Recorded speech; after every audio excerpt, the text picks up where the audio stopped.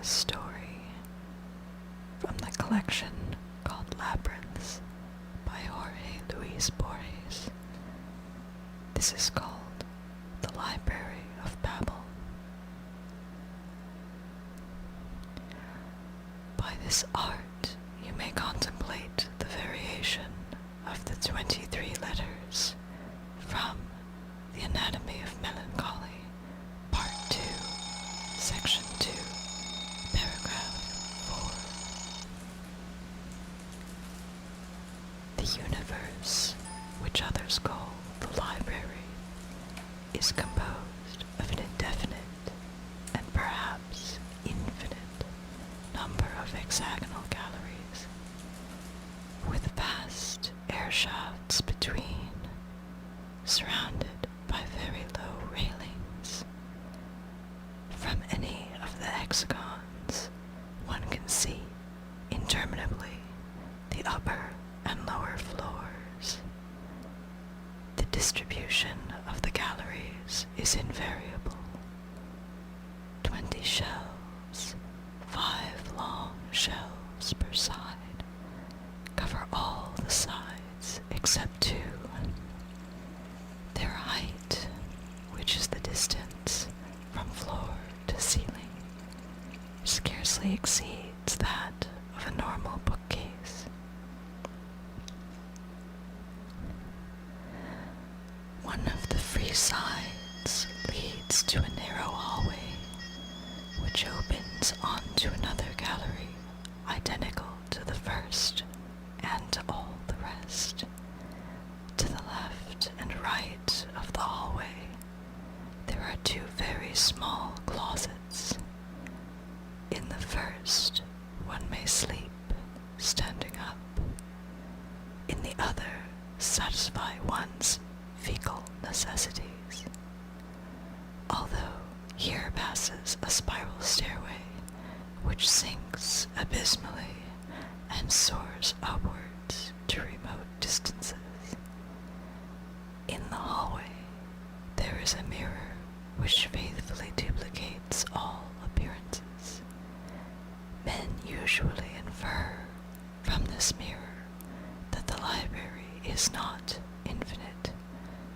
If it really were, why this illusory duplication? I prefer to dream that its polished surfaces represent and promise the infinite. Light is provided by some spherical fruit which bear the name of lamps. There are 2 transversely placed in each hexagon. The light they emit is insufficient, incessant. Like all men of the library, I have traveled in my youth. I have wandered in search of a book, perhaps the catalogue of catalogues. Now that my eyes can hardly decipher what I write, I am preparing to die just a few leagues from the hexagon in which I was born. Once I am dead, there will be no lack of pious hands to throw me over the railing. My grave will be the fathomless air. My body will sink endlessly and decay and dissolve in the wind generated by the fall, which is infinite. I say that the library is unending. The idealists argue that the hexagonal rooms are a necessary form of absolute space, or at least our intuition of space. They reason that a triangular or pentagonal room is inconceivable. The mystics claim that their ecstasy reveals to them a circular chamber containing a great circular book whose spine is continuous and which follows the complete circle of the walls.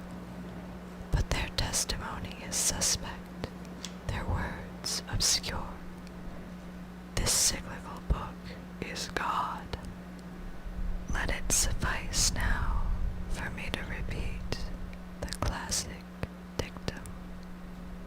The library is a sphere whose exact center is any one of its hexagons, and whose circumference is inaccessible.